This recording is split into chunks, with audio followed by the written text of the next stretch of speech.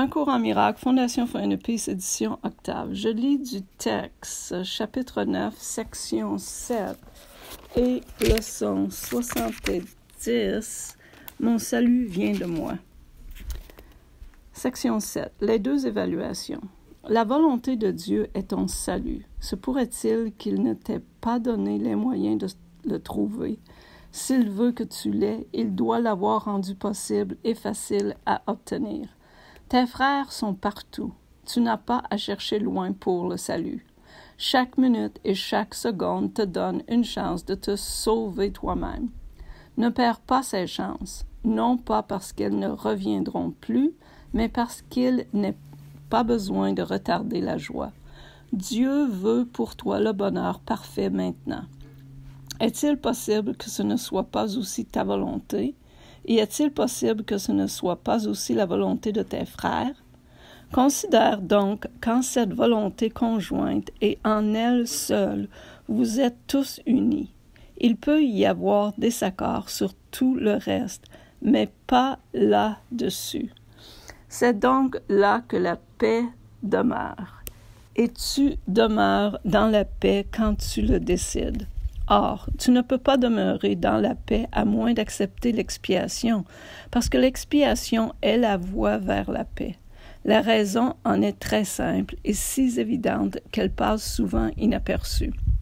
L'ego a peur de ce qui est évident, puisque l'évidence est la caractéristique essentielle de la réalité.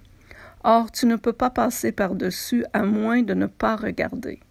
Il est parfaitement évident que si le Saint-Esprit regarde avec amour tout ce qu'il perçoit, il te regarde toi avec amour.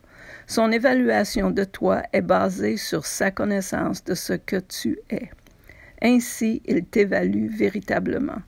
Et cette évaluation doit être dans ton esprit parce qu'il y est. L'ego est aussi dans ton esprit parce que tu l'y as accepté.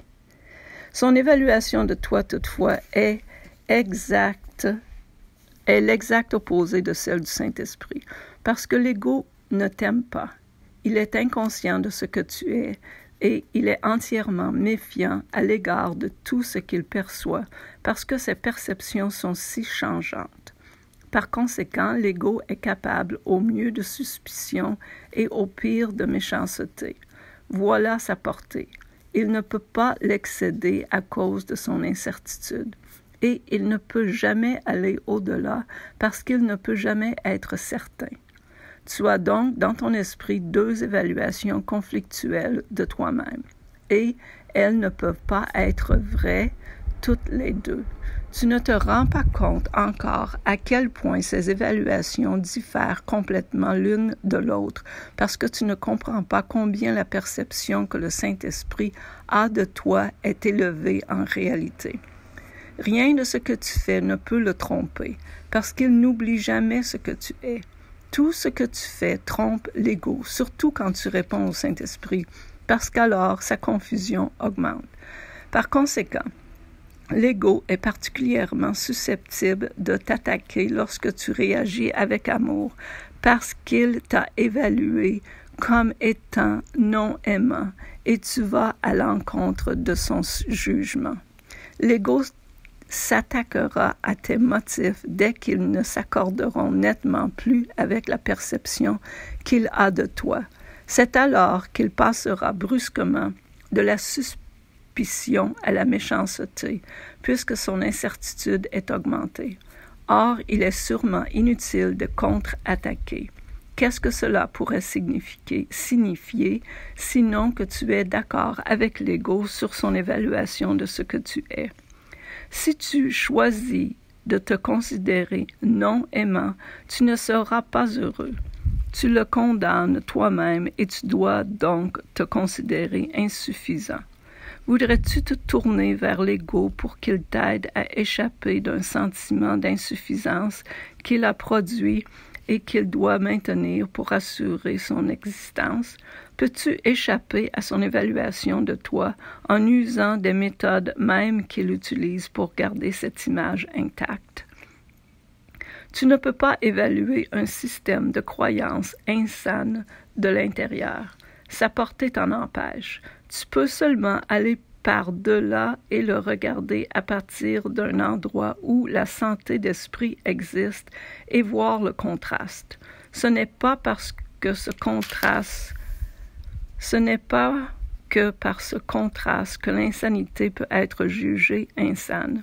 Avec la grandeur de Dieu en toi, tu as choisi d'être petit et de te lamenter sur ta petitesse. À l'intérieur du système qui a dicté ce choix, ces lamentations sont inévitables. Là, ta petitesse est un fait établi et tu ne demandes pas qui l'a établi. La question est insignifiante à l'intérieur du système de pensée de l'ego parce qu'elle mettrait sur le système de pensée en question. Tout le système de pensée en question. J'ai dit que l'ego ne connaît pas ce qu'est une réelle question. Un manque de connaissance, quel qu'il soit, est toujours associé à l'indésir de connaître, et cela produit un manque total de connaissance pour la simple raison que la connaissance est totale.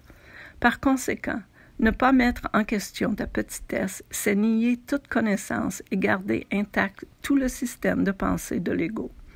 Tu ne peux pas conserver une partie d'un système de pensée parce qu'il ne peut être remis en question qu'en son fondement.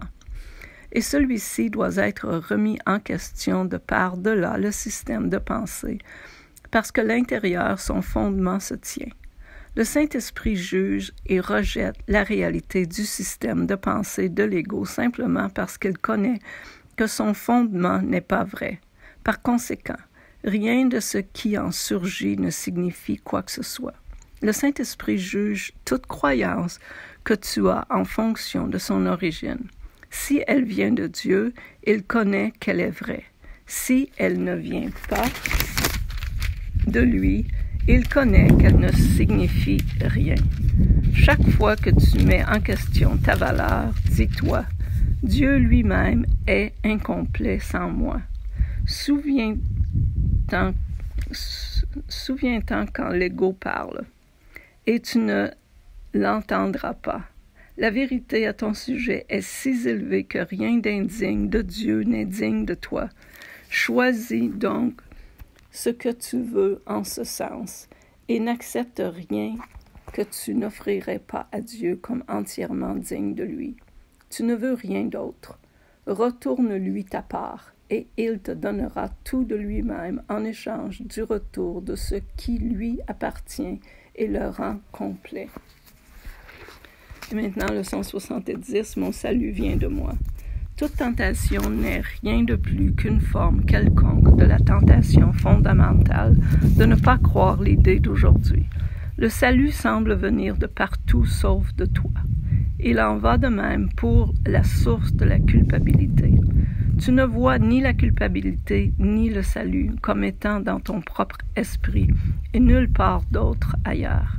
Quand tu te rends compte que toute culpabilité est uniquement une invitation de ton esprit, tu te rends compte aussi que la culpabilité et le salut doivent être au même endroit. En comprenant cela, tu es sauvé. Voici ce qu'il semble t'en coûter pour accepter l'idée d'aujourd'hui. Elle signifie que rien à l'extérieur de toi ne peut te sauver. Rien à l'extérieur de toi ne peut te donner la paix. Mais cela signifie aussi que rien à l'extérieur de toi ne peut te blesser ni troubler ta paix, ni te contrarier en aucune façon. L'idée d'aujourd'hui te met en charge de l'univers, où tu es à ta place à cause de ce que tu es. Ce n'est pas un rôle qui peut être accepté partiellement, et tu dois sûrement commencer à voir que de l'accepter est le salut.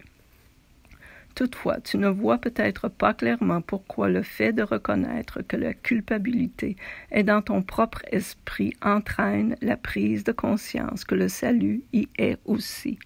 Dieu n'aura pas mis le remède de la maladie là où il ne peut aider. C'est ainsi que ton esprit a fonctionné, mais guère le sien. Il veut que tu sois guéri. Ainsi a-t-il gardé la source de la guérison là où réside le besoin de guérison. Tu as essayé de faire exactement l'opposé.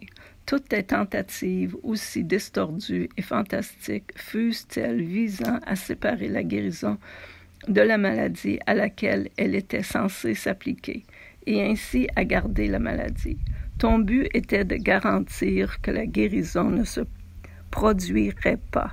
Le but de Dieu était de garantir qu'elle le ferait. Aujourd'hui, nous nous exerçons à nous rendre compte que la volonté de Dieu et la nôtre sont réellement la même en cela. Dieu veut que nous soyons guéris et nous ne voulons pas réellement être malades parce que cela nous rend malheureux. Par conséquent, en acceptant l'idée d'aujourd'hui, nous sommes réellement en accord avec Dieu. Il ne veut pas que nous soyons malades, nous non plus. Il veut que nous soyons guéris, nous aussi. Aujourd'hui, nous sommes prêts à faire 2 périodes d'exercice plus longues qui devraient durer de 10 à 15 minutes chacune. Toutefois, nous te laisserons encore décider quand les entreprendre. Nous ferons cela pendant un certain nombre de leçons et il sera bien encore une fois que tu décides à l'avance quels seraient les bons moments de la journée à réserver à chacune d'elles, te conformant ensuite à ta propre décision aussi étroitement que possible. Commence ces périodes d'exercice en répétant l'idée d'aujourd'hui, suivi d'un énoncé par lequel tu signifies que tu reconnais que le salut ne vient de rien à l'extérieur de toi. Tu pourrais le formuler ainsi. Mon salut vient de moi et ne peut venir de nulle part ailleurs. Consacre ensuite quelques minutes, les yeux fermés, à passer en revue quelques endroits extérieurs où tu as cherché le salut dans le passé. En d'autres gens, dans les possessions, dans divers événements et situations, et dans le concept de soi que tu as cherché à rendre réel. Reconnais qu'il n'est pas là, et dis-toi, mon salut ne peut venir d'aucune de ces choses. Mon salut vient de moi et seulement de moi. Maintenant, nous allons essayer à nouveau d'atteindre la lumière en toi, qui est là et se trouve ton salut. Tu ne peux pas le trouver dans les nuages qui entourent la lumière, et c'est là que tu cherchais.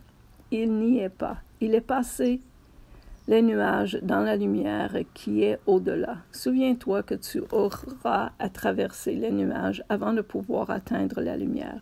Mais souviens-toi aussi que tu n'as jamais rien trouvé dans les motifs nuageux que tu imagines qui aient duré ou que tu voulais. Puisque toutes les illusions de salut t'ont déçu, tu ne veux sûrement pas rester dans les nuages, y cherchant vainement des idoles, quand tu pourrais si facilement continuer quand la lumière du vrai salut. Essaie de dépasser les nuages par n'importe quel moyen qui te plaît. Si cela t'aide, pense que je te tiens la main et que je te conduis. Et je t'assure que cela ne serait pas un vain fantasme.